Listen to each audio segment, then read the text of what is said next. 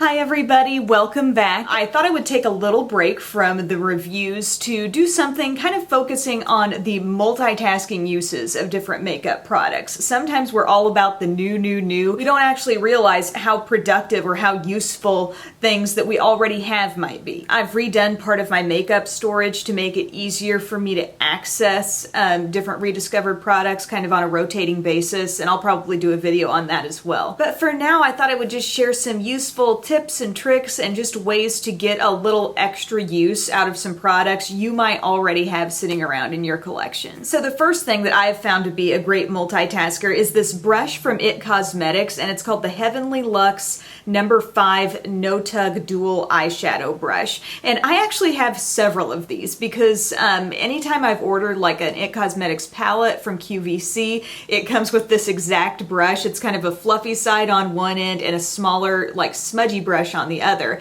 And it's not that it can't work for the eyes. I mean, it can be a great blending brush for the eyes or a smudge brush, but I really don't need like 3 or 4 different ones for my eyes. So when one of these most recently came with my Naturally Pretty Romantics palette, I thought, you know what? I bet this could be a great concealer brush because it just is so dense and soft, and it really works well. Like I was using today this new concealer I'm trying out from Rimmel called Wake Me Up, and I just dabbed that on my under eye area and just anywhere else I wanted to use it on the face, and then I just used this brush to tap it in, buff it in.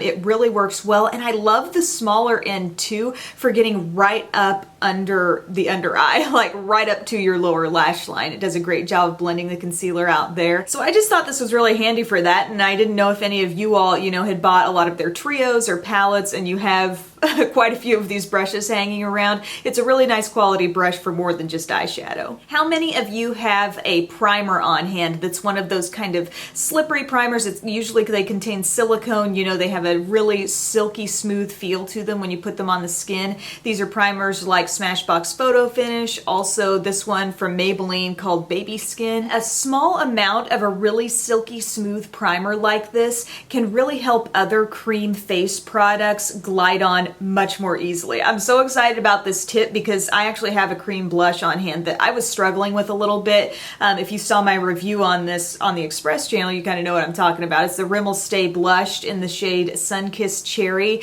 and I actually found this to be kind of thick. The consistency of it was not very easily blendable with your fingers, and it was almost like it needed to be thinned out and smoothed out just a little bit, and that is exactly what this kind of a product will do. So I just use a small amount of this on my hand and then squeeze out whatever your cream or liquid, blush, highlight, you name it product might be that you want to blend in with it, and then just blend it in, and it applies really easily with fingertips. I mean, I love my e.l.f. small stipple brush because I think that makes the application of any cream product a lot easier, but this is really no-brainer. I mean, it was very easy to blend this in on my cheeks with my fingertips, and because it went on so nice and smooth, and because I didn't use too much of this product, it really didn't interfere with the foundation and powder and stuff that I had underneath. I've also tried mixing this in with products that sometimes set really quickly on the skin, like the tints from Benefit. Like I've got Lolly Tint here, and there's Benetint, Cha-Cha Tint, all those different ones. You could also blend a little bit of that kind of a product in with something like this and find that it blends out a little more smoothly. All right, it's not exactly rocket science to realize that beautiful, highly shimmery eyeshadows could potentially make beautiful, shimmery highlights on the skin, but these are just too beautiful not to tell you about, and I know this is a pretty popular palette from e.l.f. It's the Prism eyeshadow palette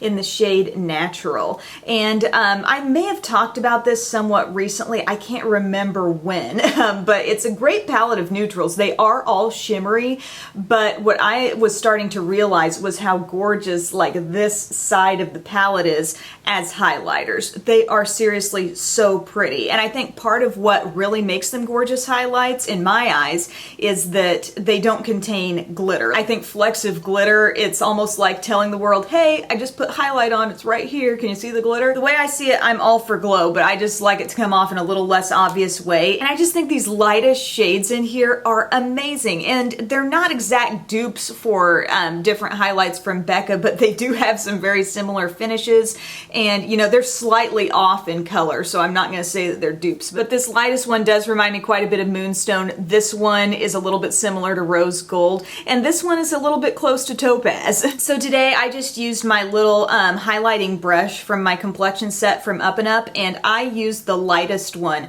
and I just thought it gave a brilliant looking highlight. So if you've got this sitting around and you like using it as eyeshadow, definitely try it as highlight as well. And don't you know, it goes both ways, so you could use your highlight as eyeshadow. I always like trying this with different mosaic style blushes, highlights, bronzers, you name it. Trying them out as eyeshadows for a quick look usually ends up being a very natural look and something I can pull off in no time. And I have actually really been enjoying this L'Oreal True Match Powder Glow Illuminator, and I have it in the shade, what is it? Rose. It says rose and neutral undertone on it. The way I use these on the eyes, actually, I just dip into that lightest shade and apply it all over the lid, and then I use that deeper rosy shade that's up top, and I just put that in the crease. Just blend it out. It's not going to be a drastic looking crease shade, but it's just going to be a little bit of contrast there, and it's still very brightening. This whole look is super bright. And then I just go into one of the lighter shades, whichever one, doesn't really matter, up under the brow, and the end result, like I said, a very brightened look. It's a look that I actually love pairing, like I did today, with a really deep lip. You can even glam it up with some false lashes, and I know I've got like a zillion eyeshadow palettes. I don't need to be going to a highlight in order to, you know, dig up some eyeshadow. But the fact of the matter is there are a lot of days that I'm in a hurry, and that was actually the way I discovered this as eyeshadow, and I do really like it. I think it gives just